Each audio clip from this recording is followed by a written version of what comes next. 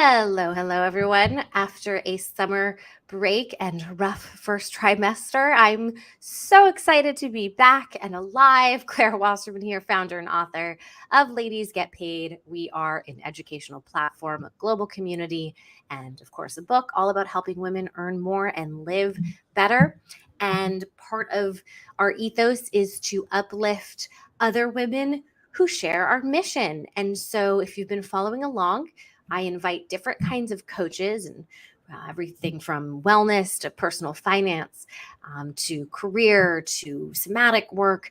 Just women who get the fact that we need support, we need to learn, we need tangible takeaways to do better, feel better, earn better. And so, in that spirit, I'm so excited to welcome today Cara Kovacs, business witch, which what she wanted to be titled as. I love it.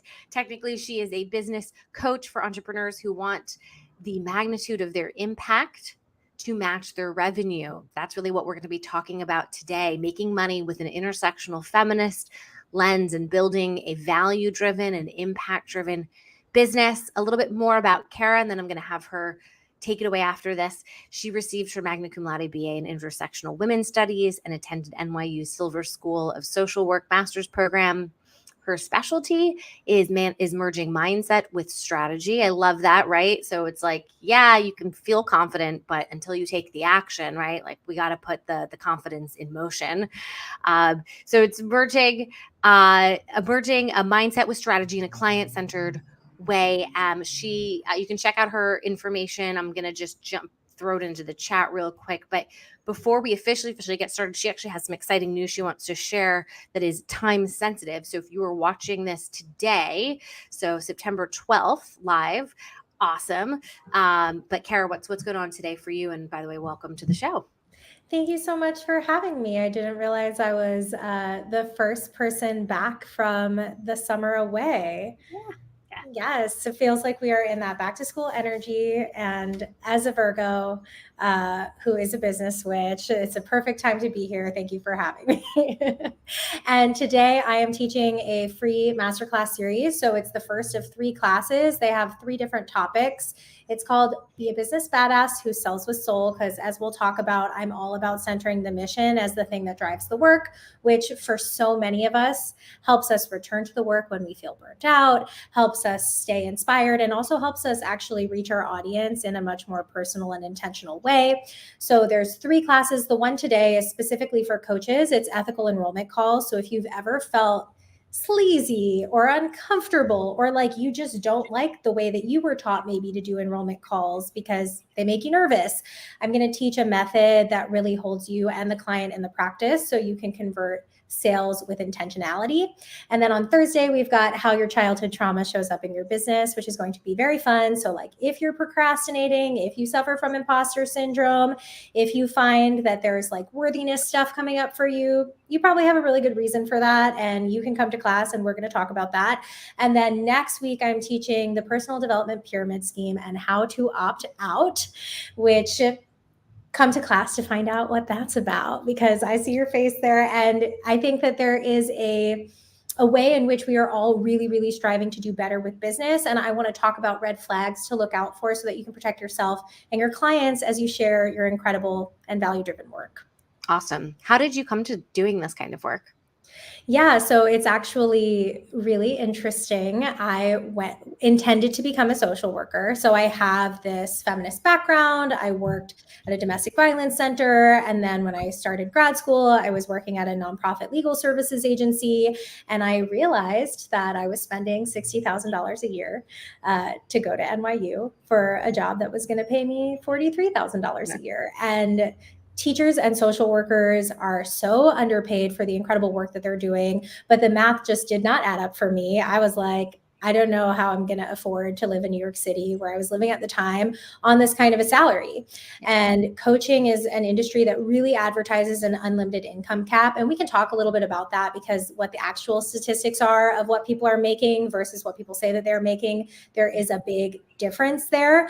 But for me, I was like, I want to make a lot of money And I also still want to do this work that uplifts people, and I want to work in relationship with people. And both of those things were important to me. So I went and got my first coaching certification. I started my practice 6 years ago, and it's really evolved. If there's an ambulance coming, if you hear him. Yep. Yeah. Excuse the ambulance. Do you still live in New York? No, I'm in LA now. Okay, me too. Yes, I know I was in New York that. for a decade, and then usually when you hear sirens, they're like, "All right, New York." I know. I still get them, so I feel right at home here. And when people come and stay with me, they're like, "It's so loud," and I'm like, "It's like New York."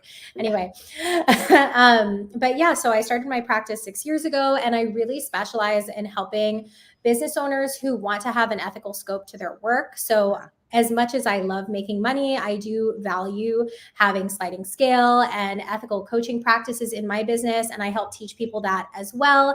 And I also help people really hone in specifically on the method that works for them. I think we get given a lot of information that's like, build the funnel and they will come. And that can and does work for a lot of people. As somebody with a funnel and an email marketing system, like, I'm not knocking it. I love it, but it doesn't work for everybody. So for some of my clients, it's like they are the person in their local community who everyone goes to for this specific thing. Some people I work with, they are B2B or B2C as businesses, but they want to build a non-hierarchical managerial structure that is rooted in intersectional feminist theory. And so I help them build that. And so there's just so many different ways that the businesses that we want to create can be structured to mirror our values, which is why I say value-driven business, because I start with all of my clients with what's your mission and what are your values? And then we build the thing that's going to work best for you that reflects that. So it's very customized, and I love my clients. I get to work with really cool people. And I call myself a business witch because I have a little bit of a magical lens. Not all my clients are witches, but I love me some astrology. I love me a new moon circle. So a lot of my clients tend to share that in common as well. I love it. Some of my favorite in my way to do these kinds of conversations is thinking about real clients you've worked with. You don't have to use identifying details, but could you walk us through, just to give folks a really tangible sense of how to do, or how to at least start this kind of work? Somebody who comes to you with, like, where are they at in their business? What's the problem that they have or the challenge that they're up against? I'm assuming a lot of this has to do with feeling like making money is at odds with making impact. Like, you have to you can't have it both. So that's where I appreciated in your bio, like you said, merging, mindsets with strategy. So how do you get people maybe over the hump of that mindset? And then what are examples of some strategies that they could take in, like, not feeling like they have to sacrifice who they are to make a lot of money? Yeah, so there are a few things that I'll share. The first is that there are really two main ways to work with me, and they serve two different kinds of people. So one is my signature course, Business Witch, which is actually launching next week. And that is for people who are newer, starting out. It's going to give you that foundation of what's your mission, how do you articulate that, because your mission is honestly your best sales pitch, because when people feel in congruence with your mission, they always want to learn more. And then it goes through money work, through an intersectional lens. So, like, how do you coach on money? How do you heal some of the money trauma that you might be carrying? And I think one of the things that I really like to focus on for all of my clients, but in this program in particular, that I'm sure women and queer people are far more likely to donate to charity and mutual aid. SCORE of the Small Business Association reported in 2019 that small businesses donate 250% more to charity than corporations. I don't think anybody watching this is surprised by that statistic, but the way that I like to think about why it's important for people who have an ethical lens to make money is we are more likely to use it for social impact. And we are in a really interesting political moment, as we have been. This is also not news to anybody, but the way that we can really shape our social and political future is by having access to capital. Nobody is benefiting, least of all you, by you thinking that it is like bad or shameful or going to somehow turn you into a bad person for you to want to make money. And the more that we claim that, historically, women and people of color couldn't even have credit cards until a couple of decades ago. So the more that we claim and really own our power and use that power for social impact, it's going to have a greater socio-political economic influence than us saying, well, I don't want to do that. I'll just like stay small and do my work and like not ask for more, which actually plays into a lot of patriarchal ideology of like, you shouldn't ask for more or like you should stay small, you should stay quiet. So I think it's actually deeply healing to claim that there is an inherent power and a shifting of the wealth paradigm. If we make more money, white men control 98% of capital wealth. Who do you think is funding medical research? Who do you think is funding political campaigns? Like, if we want to switch paradigms, we need capital to do it. And so going on that healing journey is invaluable for anybody. And if you want to start a business, it's just going to help your business grow more quickly and have more impact. So it's kind of a win-win. So anyway, business switch is for my new folks. And then people who are a little bit more established, they want to take their business from maybe the low mid 6 figures to the 7-figure range. I work with one-on-one. And so I have some really, really incredible private clients. And as you mentioned, I want to protect their confidentiality. I didn't ask anybody's permission to share their stories, but I got tons of testimonials on my website. So you can head to carakovacs.com. There's a whole testimonials tabs with lots and lots of videos. And what I would say for those people is usually they're coming thinking that in order to scale, they're going to have to burn out even more. Like, it does take a lot of work to create a system that brings in sustainable revenue. And usually what I always tell clients is what got you here won't get you there. Like, what made my first sale didn't get me to 100K. What got me to 100K didn't get me to 250K. This year, I've scaled the whole business model, which is where the Business Switch program and podcast really came from. I had to reinvent the wheel again. And so people usually come to me when they're ready for greater impact and they're ready for greater support in that impact, because it's vulnerable no matter what stage you're at to reinvent the wheel over and over again. And that's something I love about entrepreneurship, and something I'll just say for everyone here that I actually said to a client yesterday is the thing about entrepreneurship is there's always another door. Sometimes you have to like bust through the wall yourself and construct the door, but there is always another door, which is why I'm also a big proponent of not selling kind of a one size fits all, like here's the template, put your marketing copy in the template, because that may work for some people, but it's not going to work for everyone because we all need a different kind of door. That is so true about what got you to the first 100K won't necessarily get you to the next 100K. Also, context change. Like, there was a time when we didn't even know the word pandemic. Like, markets change, at the seasons of our life, our own values can shift, should shift with as context changes around us. So it's that constant pivot.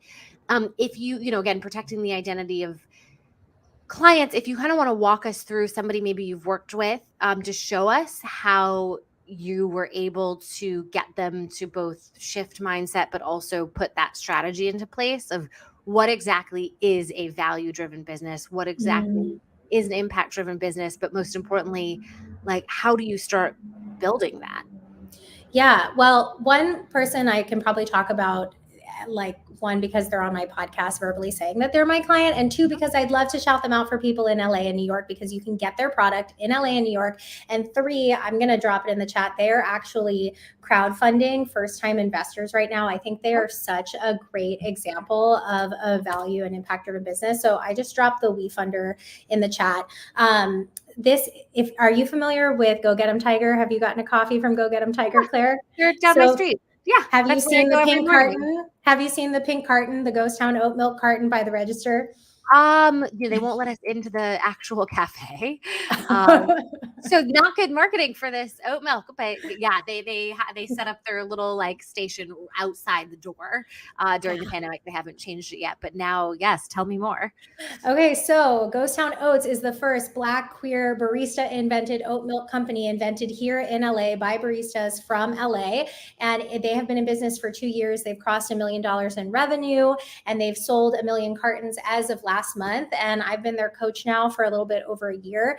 The reason I want to shout them out in particular is because they are crowdfunding right now. And I think something that is really, really cool about what they've built in their business is, one, They are hiring baristas, so hiring people who are interested in working for this kind of a company, and then training them into the skills. So like really investing in the community.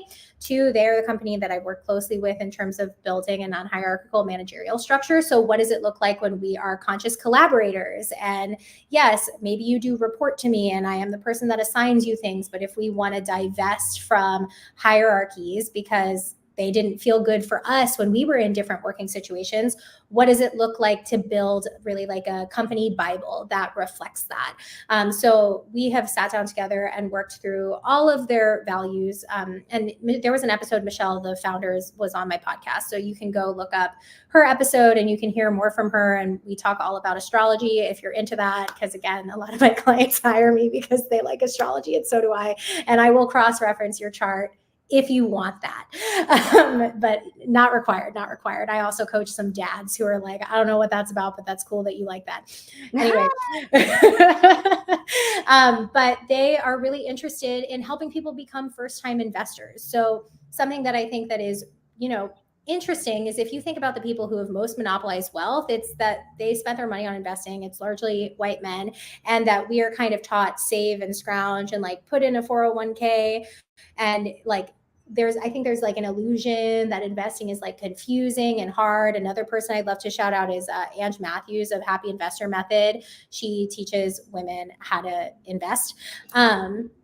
She was also on my podcast last week. You can go check her out. But Ghost Town is invested in baristas becoming first-time investors and owners in their company and changing the way that we think about investing. So if you want to invest in a really incredible heart-led company, that would be the first place that I would go and check out. And you can put $100 in and you can invest in a Black queer-owned oat milk company. And if you're in LA, you can get them at lots of coffee shops in LA, but they're at all the Go Get 'em Tigers. And if you're in New York, you can get them at Cafe Grumpy. And they're in a couple other states right now as well. So yeah, they're a really good client example. Yeah. Awesome. I love it. That's so fantastic. In your own entrepreneur journey, I mean, did you I'm going to actually just make an assumption that these are all things that you had to work through to figure out how to teach others. So, in looking back at any of your blockers in building an impact first, a value first, but also very much money is important type of business, what are some helpful takeaways that you can give folks? Yeah, that's a great question. And I think, one of my business values, so my business values are integrity, authenticity, accountability, and sovereignty. So sovereignty is really like, you actually know your life better than me. I think there's a way in which in coaching, when we do create a hierarchy, we coaches can presume to know things, but you're only receiving, bless you, you're only receiving the perspective of your client's story that they are telling from that day. So like there's so much that we don't know. So sovereignty for me is like, you're the best authority on your own life. Authenticity is just who I am. I can't really it's too hard for me I'm a Leo rising. I can't do it otherwise. So that's a really big business value of mine. And then accountability. And so in terms of accountability, what I really, really want to highlight is like, it took 6 years to get to this place of investing in equity in my business. Yes, I have an intersectional feminist background, but I got my degree in 2012. What they were teaching on feminist theory in 2012 is so different from what they're teaching now. Like I had to go on my own anti-racist journey in 2020, just like everybody else. And that journey lasts a lifetime. I think we can all agree with that. So I think that there is a way in which when I started my business, I had very much the dollar signs in my eyes that I think we get fed a lot on like Instagram, when it's like, I scaled to 100K in 6 months. And I was like, well, that sounds better than the $43,000 that I was going to make working at social services. So like, let me try to figure that out. Like genuinely, that's how I came into the industry.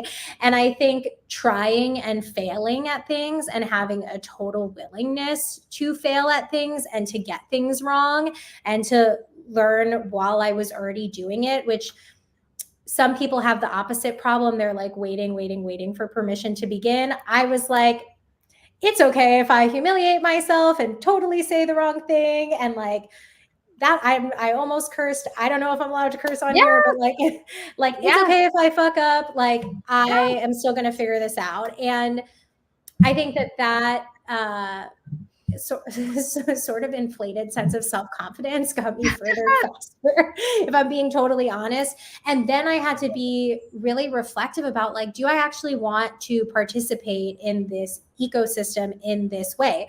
Does this align with my values? And a big component of that was Trudy LeBron, who wrote the Anti-Racist Business book, who is an incredible mentor of mine. And then Brene Brown's book, Dare to Lead. Both of those books go over values as sort of the baseline of what it is that you build from.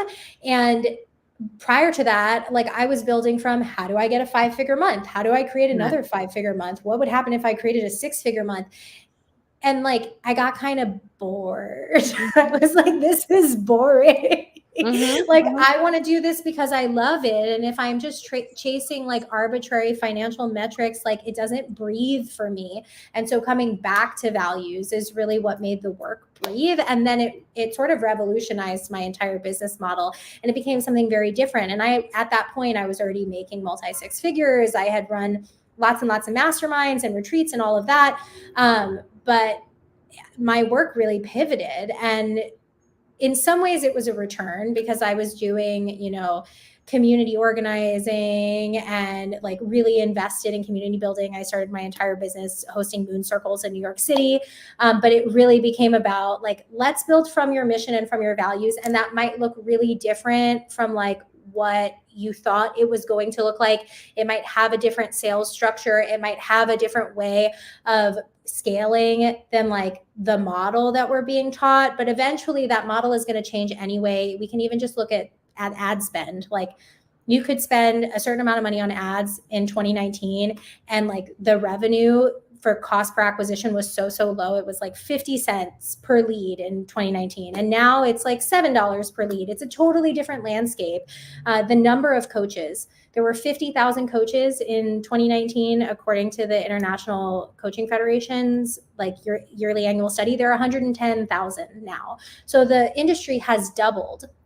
Now, what I want to say about this for people who are like, oh my God, the industry is saturated. Like, no, it's not. There are 8 billion people on earth. All of us could have full practices for the rest of our lives. Like, there are more people out there that want coaching and need coaching than any of us could ever serve. But there is an echo chamber of like, we're all teaching very similar strategies. And I think this is a good thing, because it means that you need to distinguish yourself in a market that has a lot of people selling the same kind of stuff. And the best way to do that is by having a very cool mission, which is probably why you started your business in the first place. And that helps sort of cancel out the noise. And I think it's also positive, because 5 years ago, people were like, what is coaching? How is it different from therapy? And now it's just becoming more known about. And if you have your unique flavor of connecting to people from that, like, that's what's going to call the right clients to you. You're muted, my love.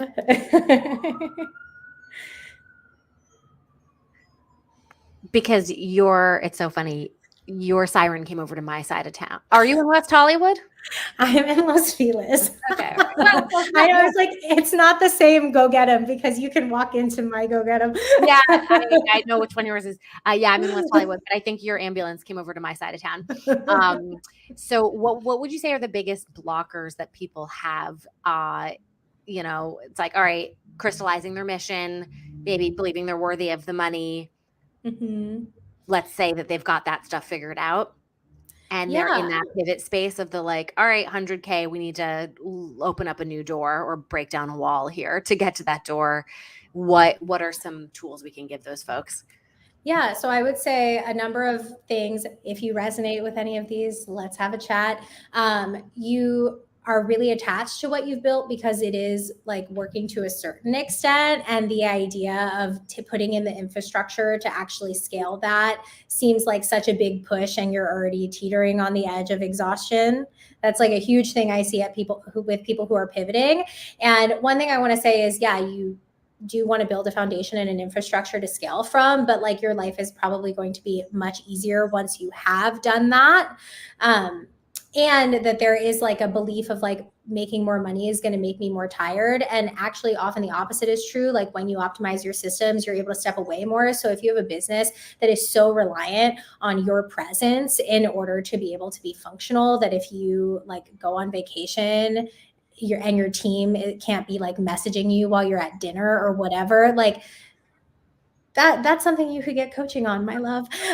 So that's a really big one that I see. I see at any stage of the game, compare and despair. Like, why is this person further faster than me? Like, there is no competition in coaching. Anybody who's ever worked with me because they resonated with something about me. And anybody I've ever worked with, like, you couldn't sell me on you if I wasn't already sold on you. So I just think the idea of somebody being further faster is such a waste of the energy of figuring out how to connect to the people that you want to be connected to. It's a huge one. Also just like putting your energy into things that are such a waste of energy. So like the negative comment that you got on Instagram, the drop in analytics that is happening for a lot of people across the platform, what other people think about your business when they've never had the kind of business that you have and have no business having an opinion. Like, just so many ways in which we spend our very precious energy on things that are such an honestly huge waste of time. And really coming back to the place of like, you did this because you love it. So what would it look like to love it? I think too is a huge thing, because we cycle. It's kind of like seasons. Like sometimes I tell people, oh, like, do you think you might be in a winter season in your business where like maybe you don't feel as inspired, and creating safety and going internal to really reconnect to why you wanted to do this in the first place and what the next iteration of it is going to look like is so huge. And people are really afraid of that because we live in late stage capitalism. And it's like, but if I do that, is everything going to fall apart? So I just think that there are a lot of really like existential questions that we get so stuck in our own fears and our own like hyper analyzing, because in order to be a successful entrepreneur, you've had to put a lot of thought into this in the first place. And like, you have put so much time and energy into it in the first place. So I really want to help people optimize that in a way that supports their nervous systems, supports their businesses, and also helps people find them, because your existential crisis is not helping the people that you set out to help in the first place. I think the tool or the ability to create opportunity for yourself, I mean, it's an entrepreneurial mindset for sure, but I mean, that to me is the key to success for anybody, anywhere, any stage, and the ability to pivot. It resonated so much when you said that. We only have a few minutes left, so I want to leave you with whatever it is that you would like to talk about. And yeah, now I'm like, let's talk about witches. Like, I don't know much other than I am drawn towards crystals and I frequently buy them. But then I get overwhelmed with learning more. It's just like more information that I'm like, they're just pretty. Well, you don't have to learn. You can be like, it doesn't have to be a learning. It can be a feeling. Like, that's what's cool about magic, is if you try to grasp it, it becomes more elusive. Right. Yeah. So I'll let you, in the last few minutes, anything else you want to share that you haven't shared? And of course, where folks can find you, follow you, and as we've talked about, pay you. Well, Business Witch launches actually next week. So as I said, the free classes start today. And that course is so, so great if you are just starting out, or you are like, have taken a break, coming back.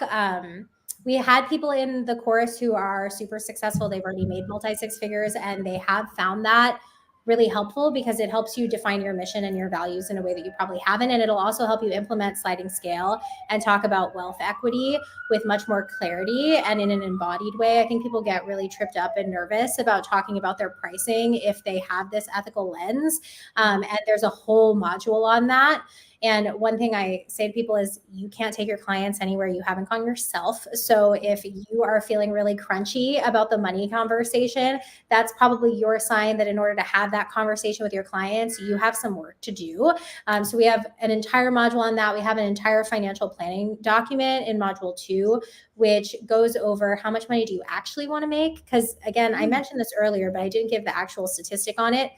The median annual salary for coaches is $61,000 a year internationally.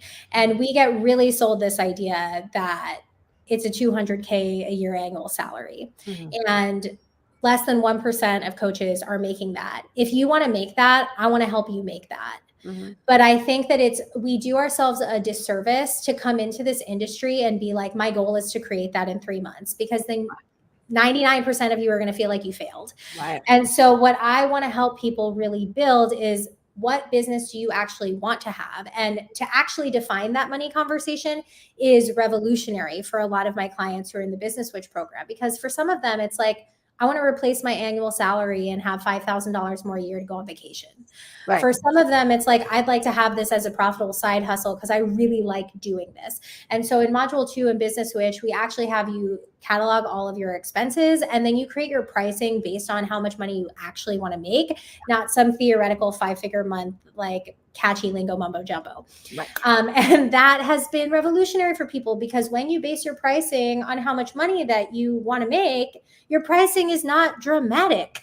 Right. Your pricing is not this like, oh, like I want to charge $10,000 because like other people charge $10,000. It's like, this is the cost of goods and services. You don't go to a restaurant and try to negotiate people down what the price on the menu is.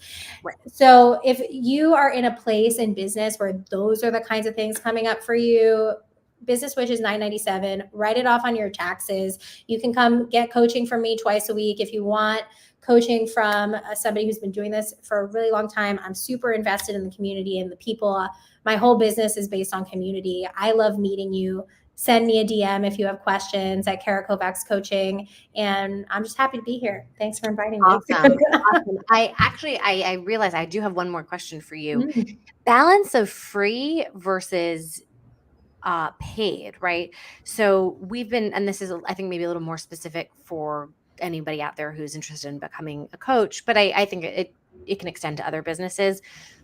We've taught that I feel like we've been taught that we have to give things away for free so that we're building that pipeline of folks joining our email list, and also giving them a taste of, what would it be like to work with us, whether it's one-on-one or joining us as a program. So I'm talking about those like downloadable PDFs. Okay, that's one thing, but even courses, right? Like I'm giving a free webinar, let's just say. That's what we've been taught. I've heard people in more recent weeks actually saying, let's stop doing that. Let's stop giving things away for free, or at least be very wary of how much free content you put out there, because you're attracting maybe clients who can't pay or won't pay. So that's not great. But B, it's also devaluing your work. I'm on the fence. I think there's a place for it, but I am curious for you. Yeah, that goods and services, the way that you described, you wouldn't negotiate going to a restaurant. That was excellent. I am absolutely going to repeat that, and I will absolutely credit you for it. It's so true. How do you square that with but I'll also give some things away for free?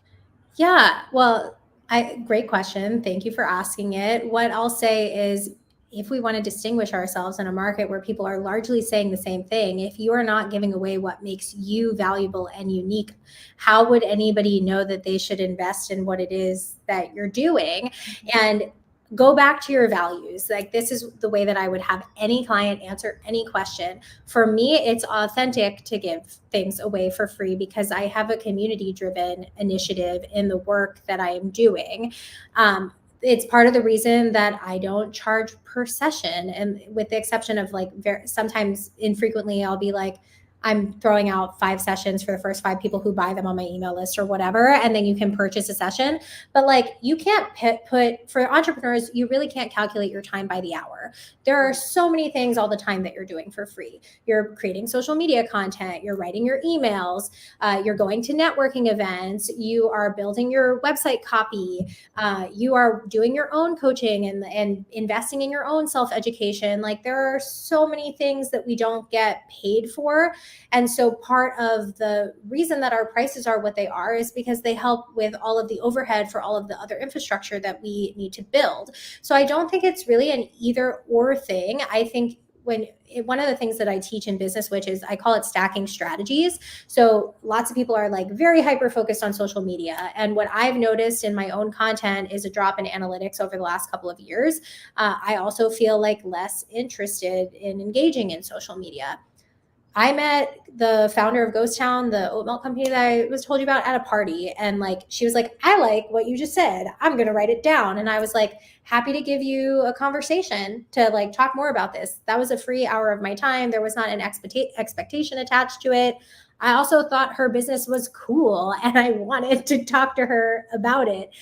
So I think that if you're leading from your values, like if your value is community impact, sure, you might attract some people who don't actually want to buy something from you, but they might be great advocates for your work who meet someone 6 months from now who say like, oh, you should sign up for this lady's thing. I think it would really help you. Like, I want to be in connection with people, and I value that more than sort of safeguarding my intellectual property, because you're the author of a book. Anybody could walk into any bookstore and open up what you read and be like, that was really interesting, but I don't feel like buying it right now. It's like we get value, this is a free conversation. Like, there's a place for that, and then there's a place for deeper invested work. And if you did get value out of this conversation, imagine 6 months of working with me, you know. So I really think people should do what they feel connects most to their intention, which is why I lead with values. Yeah.